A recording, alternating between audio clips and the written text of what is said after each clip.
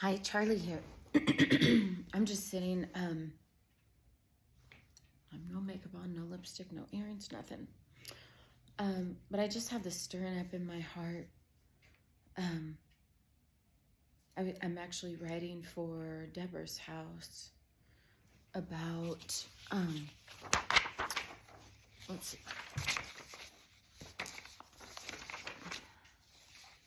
about how we're going to give account of every idle word spoken.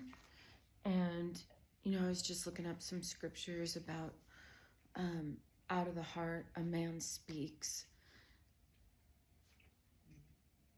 And how when I was in beauty school, there was a woman who had come there. She was an older woman, and it was the first time I had heard bitterness. And I was sitting there. I mean, not that I hadn't heard it, I just hadn't identified the sound of bitterness. As I was sitting there with this woman, giving her a pedicure, she started telling me her story. That's why I went into counseling, when I do have a degree. But I went, when I was doing pedicures, people would tell me everything about themselves. And I love asking questions, and I really truly want to know. And it's like I just keep peeling back these layers, and people will share deep things with me, which I love. But this lady, she started sharing her story and how she had been married for a number of years, like 20 years, maybe not 20 years, maybe it was like 13 years, and how she'd come into this marriage, and the man had a daughter, and I don't remember all the details, which I wouldn't want to give you anyways, but she had taken care of the daughter. She did not leave the husband, who was not a good man. When she found out he wasn't a good man, she wouldn't leave him because she couldn't leave the little girl. She just could not do it. And so she stayed with this man until the little girl was old enough and could leave the home.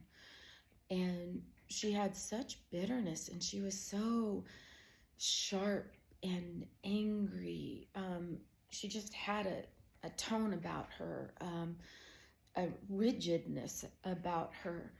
And as I was, listening and hearing this stuff, the Lord showed me, he said, that's bitterness.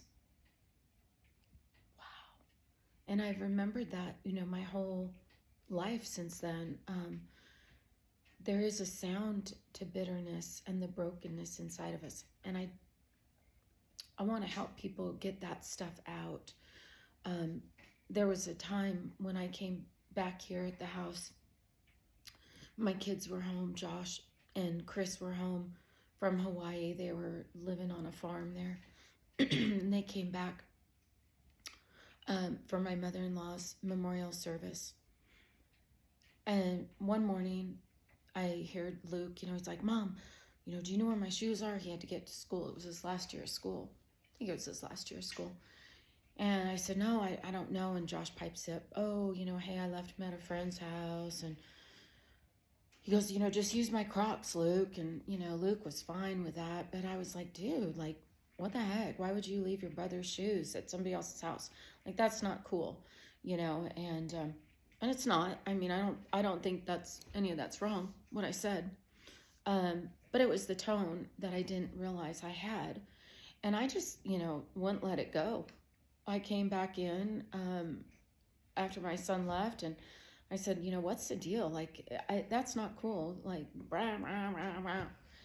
And my son, gets up, and he's in the kitchen getting coffee, and we're just, and then my other son, Chris, he comes in, and he's sitting at the counter, and so now all three of us are going through this little, and then all of a sudden Josh, jumps on something about Chris, because see, there's things that are inside that come out. When everything's stirring up, everything comes out of the heart. A man speaks. It's a brokenness in our hearts. So all of a sudden, Chris is in it, and then Josh looks at me and says, Mom, this is just it. This is why I don't want to come home. I don't like to come home because you're always yelling. You always are yelling. And I thought, what are you talking about? I'm not yelling. Do I sound like I'm yelling? I'm a little quiet because I have, Chris sleeping in the other room. And I thought, yeah, what is wrong with you, Josh? Well, Kristen's up now because they lived with me. This is my first year. And so, yeah, that's like 4 years ago. So Kristen comes out. She's like, oh my gosh, like I'm trying to sleep. What's wrong with you guys? You know, so all of a sudden now we got all of us involved. And, you know, I just look at Kristen like, hey, back off. You know, like this is a conversation that we have to have. Don't you understand? Like this is just, go sit down, you know. So she did. She actually went and sat down. I didn't say that to her, but it was, I guess, implied. So she sits down and, you know, Josh says that. And I'm thinking, you guys are all crazy. I've always heard my kids tell me that. Like, you're always yelling, Mom. You're always this. And I'm like, I'm not yelling. I'm telling you that that's not okay.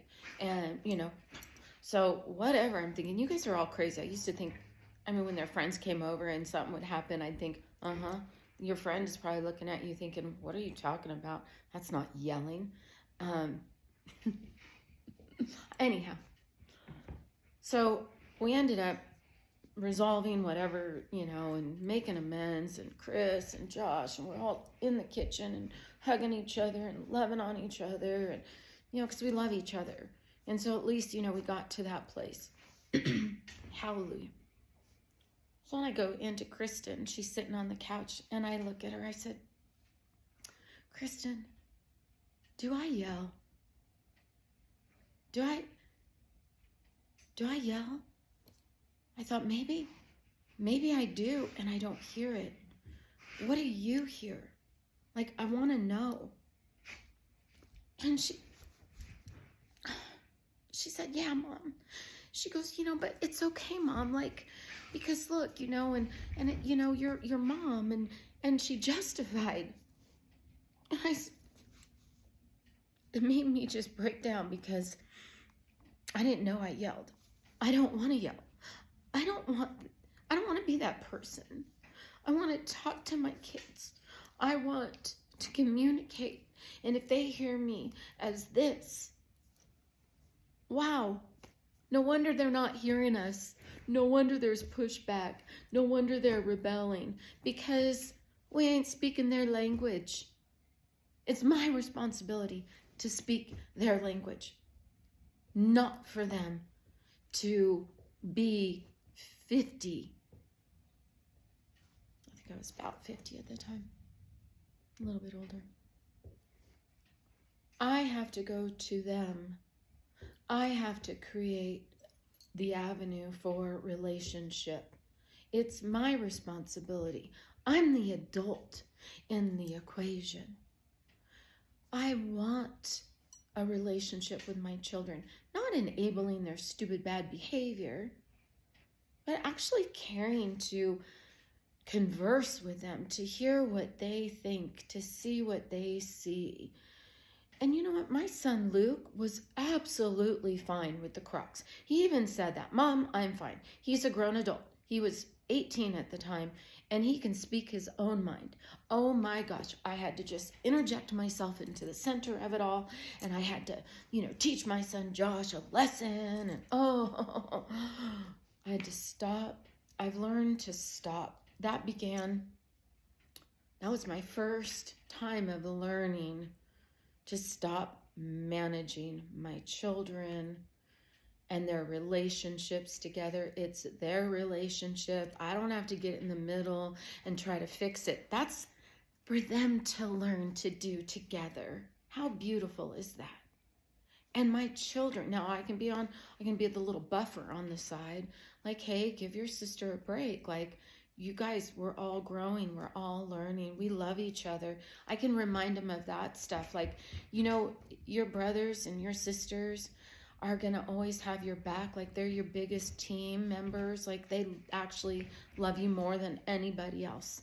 And if they're saying, hey, dude, like, I see something, you might want to stop and consider. And if you bring a girlfriend home, Josh, bring her by. You bring a boyfriend by, Micah, you know, bring him by. And Micah did, you know, her first boyfriend, Adrian, he was here. We all loved Adrian and still do love Adrian as a person. He's a cute kid, man. And so, you know, we've all enjoyed each other. So I just want to encourage us all. I'm gonna write up. You have to go to Deborah's house or debshouse.org. Let me say that correct. debshouse.org, and check out my website. I'm gonna write some of this up, and so it'll be written, and you've probably heard some of what I'll write. Let's all be better. Let's all grow. Anyways, have a wonderful day.